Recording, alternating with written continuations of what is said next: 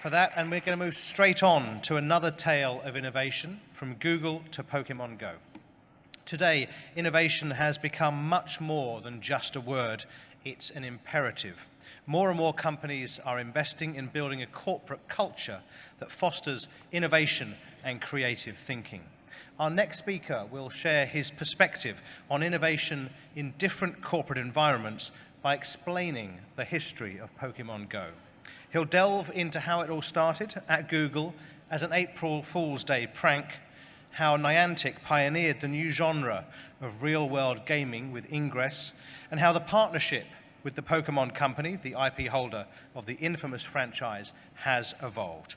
Please welcome now to the stage the game director of Pokémon GO from Niantic, Tatsuo Nomura.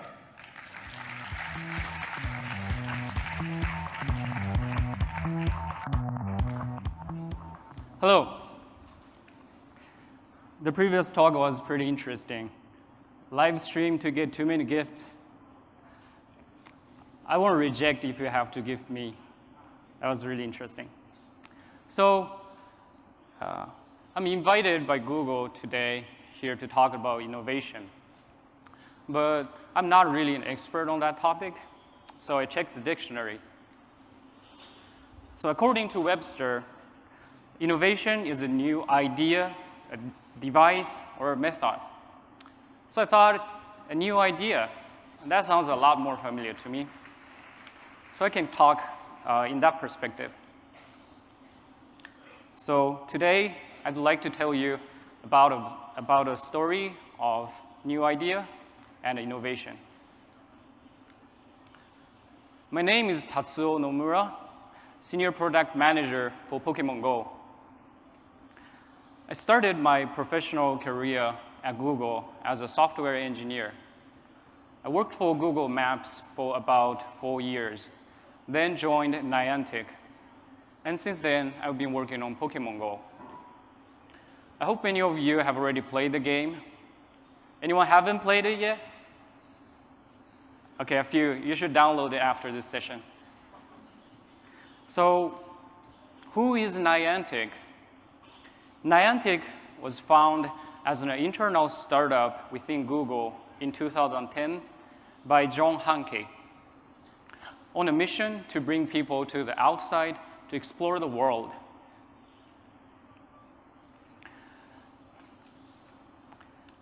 Our mission statement is adventures on foot with others. So we want to take people to the outside to explore and to socialize with other people. To tackle that mission, Niantic took a very unique approach. We created a game called Ingress. Do we have any Ingress agents in the room? Not many? Oh, yeah, see some hands. Again, you should download it after this session. So Ingress uses the world as the game board.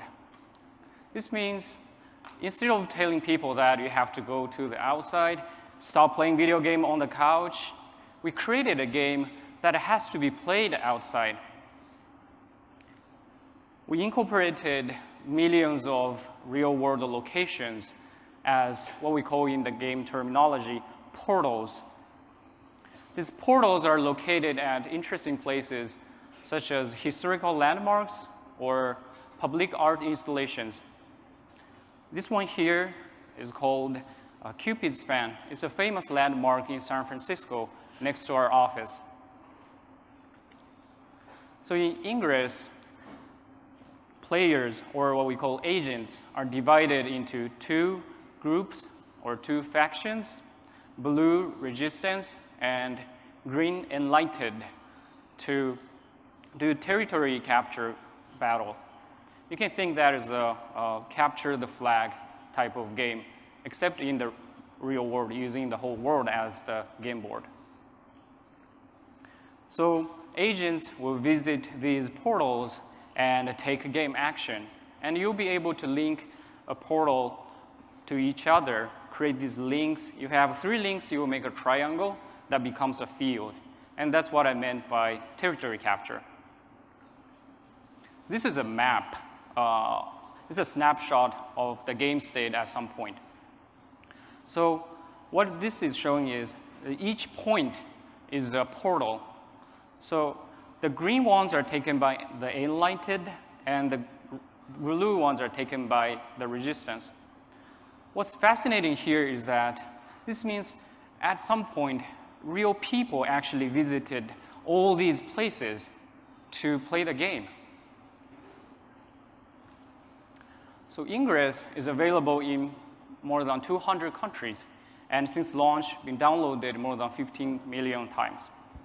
It's been running for more than 3 years now. Another very unique thing about Ingress is that we organize series of events, real-world events across the world in APAC, EMEA, US. There happened to be one in Singapore this weekend. Actually, the registration is happening today in Suntec. So you should go to register after the session.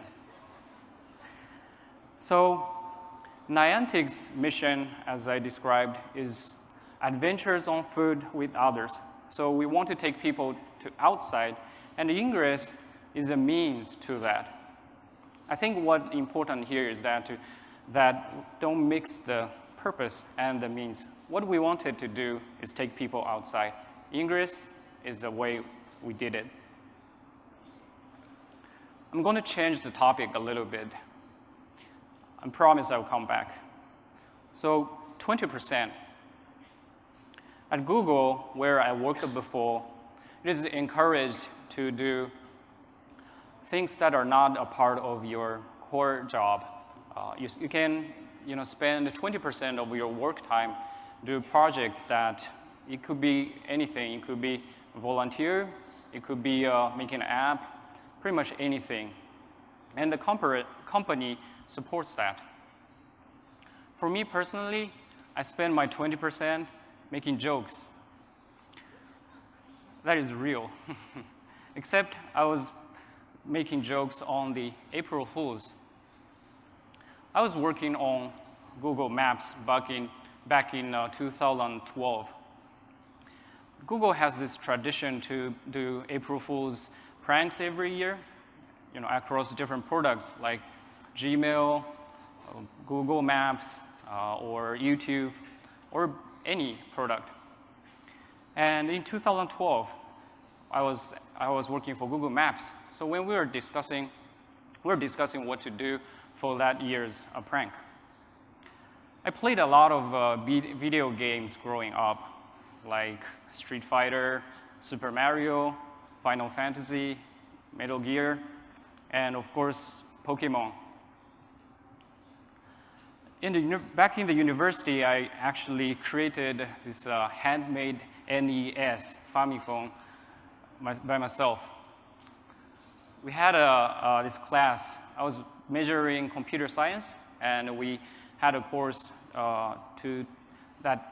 from that course I learned how CPU works, how megahertz, gigahertz, that CPU in your phones and computers.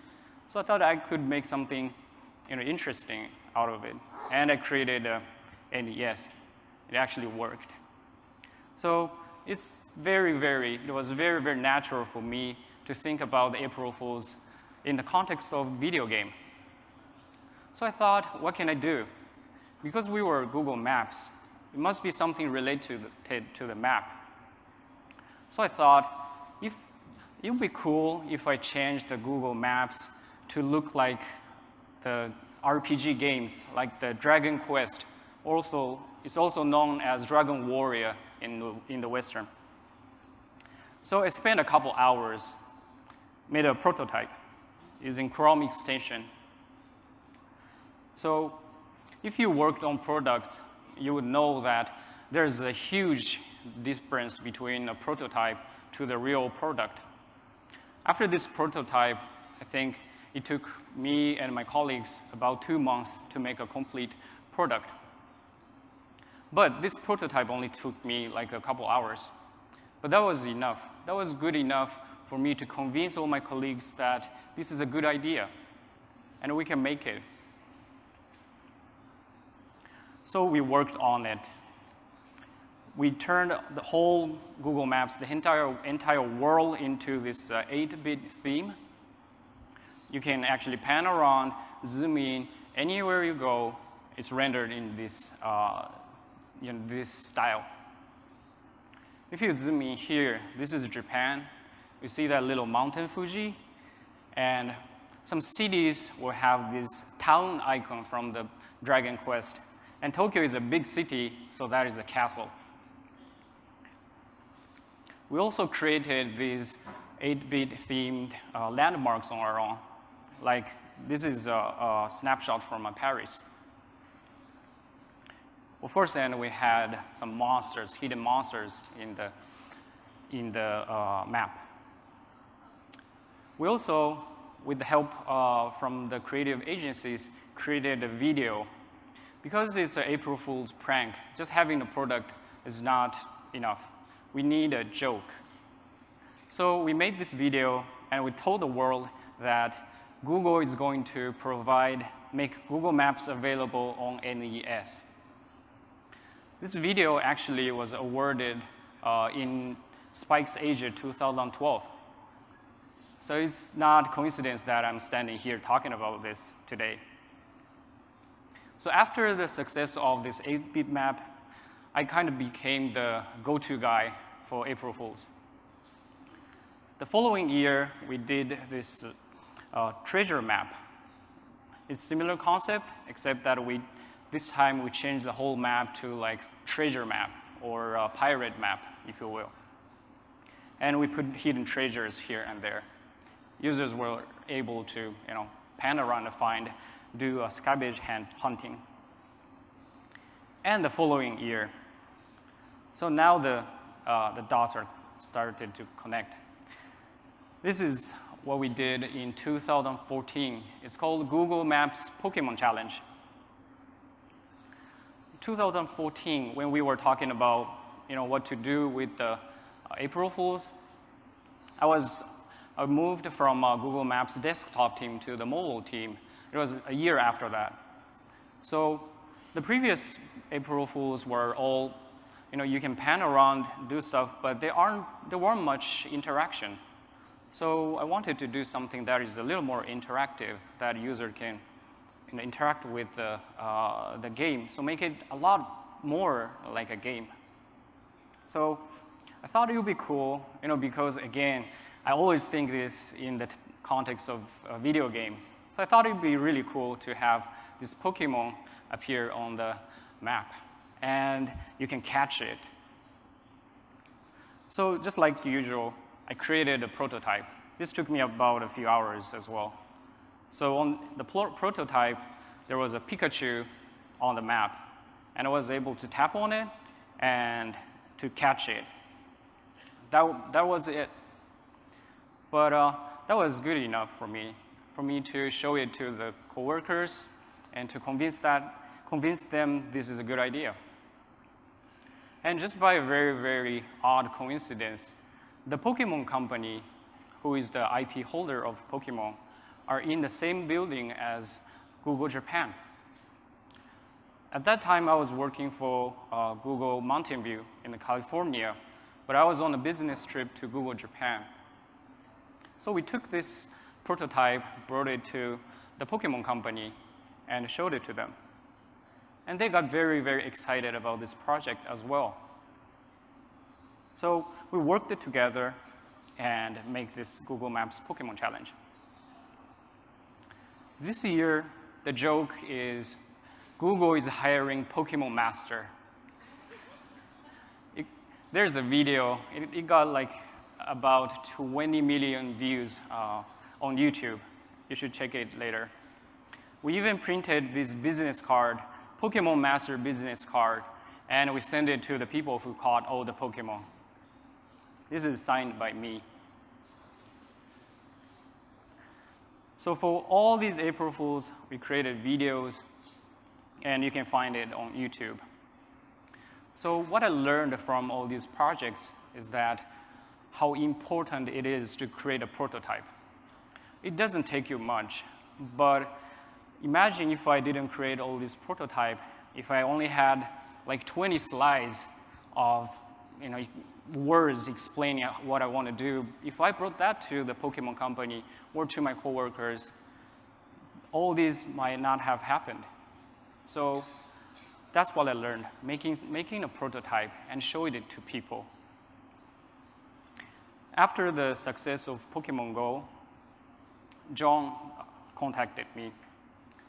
So he asked, Tatsuo, do you think it would make sense to do real-world Pokemon game? That's where Niantic and Pokemon started to connect. So I thought, Pokemon in the real world. So it could be something like this, or something like this, or something like this. Does it make sense? Of course it does make sense, right? So if you're around my age, this is a fantasy in everyone's heart. When I was a kid, I was imagining that I would go out to adventure, to catch Pokemon. Everyone had that fantasy. So that was very, very natural to me to agree on this project. And I took this idea back to the Pokemon Company. I introduced them, Ingress, and they started playing the game. And very, very soon, they became very, very high-level players. So they understood all the mechanics of Ingress and what we were trying to do. And that's how we decided to work on Pokemon GO. To design Pokemon GO, we had a couple things in our minds. Because Niantic, we're not just a gaming company. Remember, our mission is to take people to the outside. So just making a fun game, that is not enough. That is, our core value is not there. So we had these three: explore, exercise, socialize, these goals in our minds. In order to take people to explore places, we had a lot of experience with Ingress. But we wanted to do something unique with Pokemon that is more fit the IP. So if you play the Pokemon, Pokemon there are different types of Pokemon, like water Pokemon, fire Pokemon, electrical Pokemon.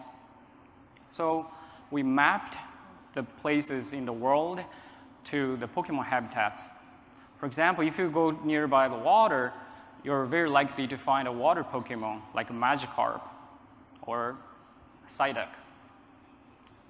Because we are all from Google Maps, like John, he founded Keyhole, later became Google Earth, and I was working on Google Maps, and a lot of our team members have that background. So we were able to map the whole world into this game board. So another game mechanics is the Pokestop. That is a subset of the Ingress portals we imported from Ingress. So those are located at places that we think people will be interesting for people to visit or to learn. Another subset of that we incorporated as a gym. Gym is where you can go to do Pokemon battle. So remember the socialize part. That to achieve that, our Pokemon battle is a little unique.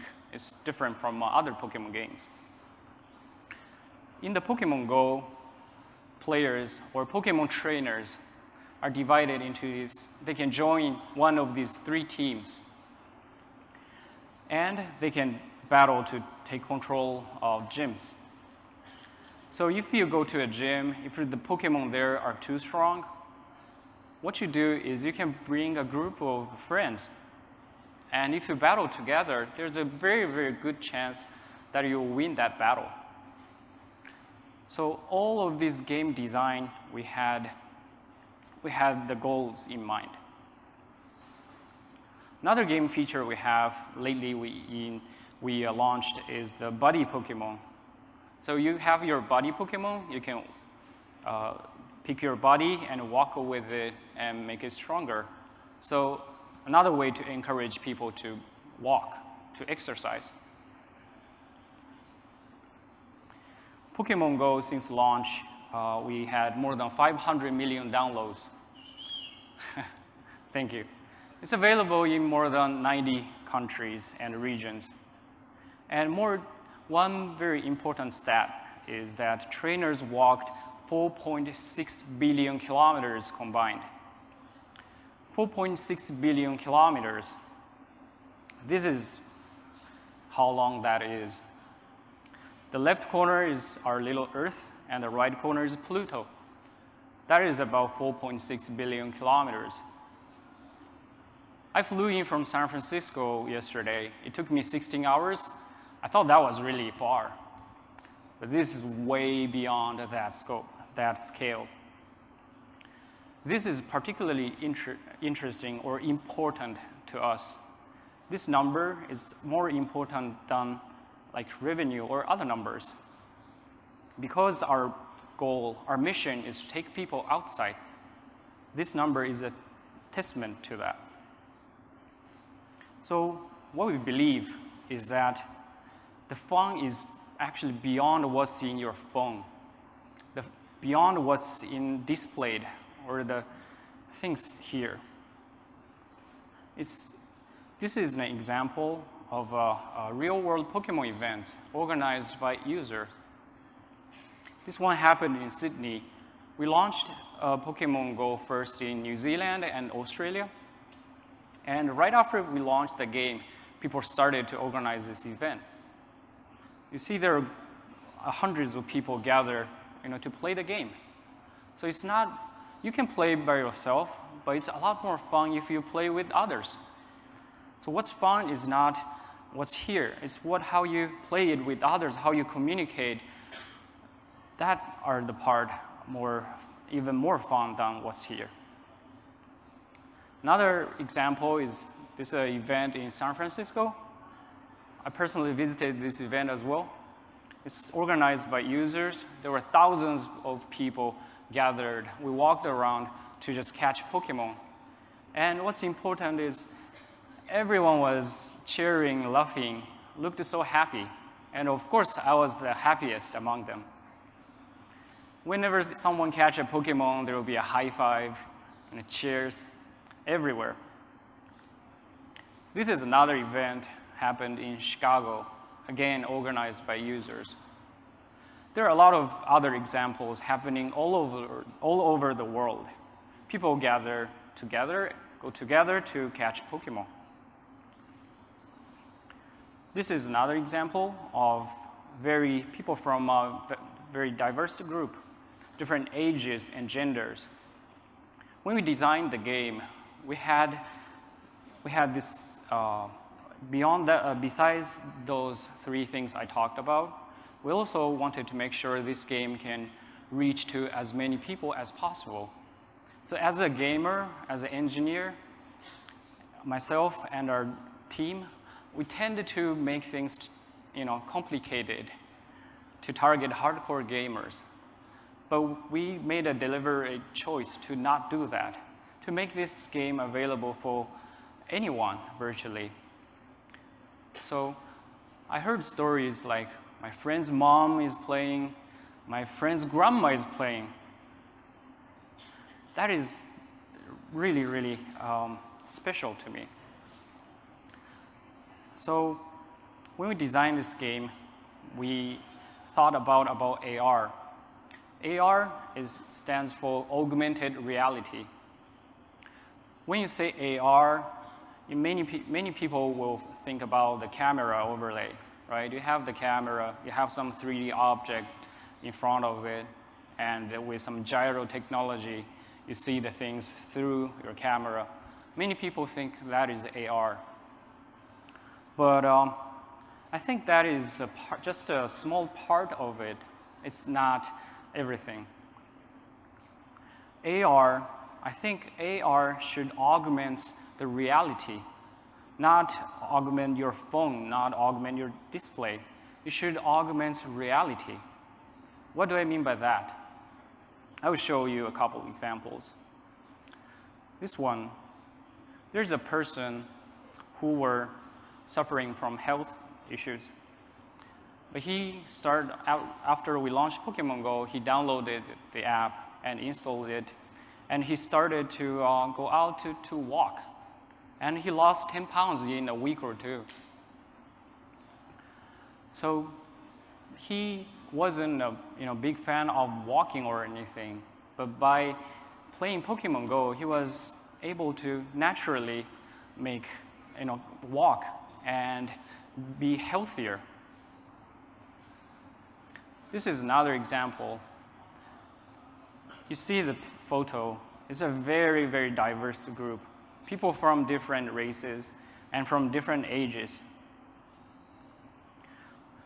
Normally, there are not many common things probably among this group. But they shared one thing. It's the Pokemon. They were all able to talk about Pokemon and play it together. I hear a lot of stories where parents or grandmas now have, because they started playing Pokemon GO, they have a shared language with their children or their grandchildren. So now they can actually talk about this thing. Another example, this is a local business, is an ice cream shop in Washington State. This shop happened to be a Pokestop. So if you know the game, you know there is a thing called lure. You put it on the Pokestop and you will attract Pokemon. So not only Pokemon, in this case, the lure attracted people. So the lure brought customers back to the ice cream shop. So this helped their business. One more example that I'm very proud of is, this is a hospital in Michigan. They use Pokemon GO as a part of the physical therapy.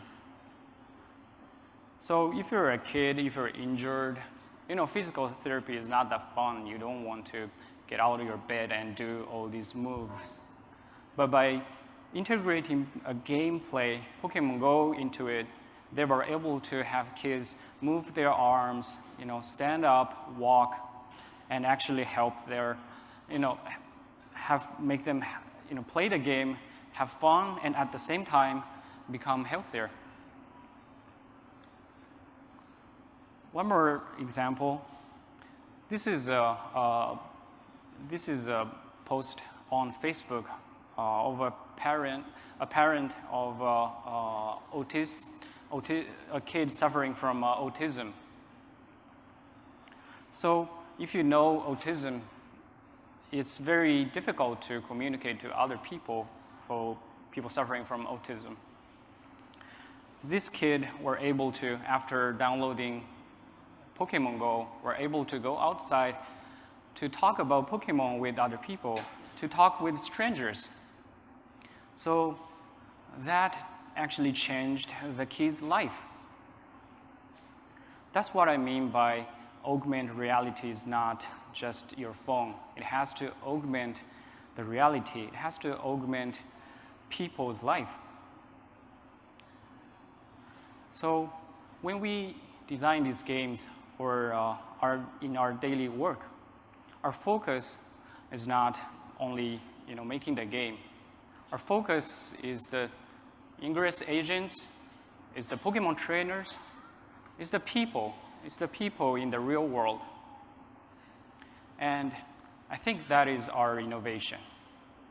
Thank you.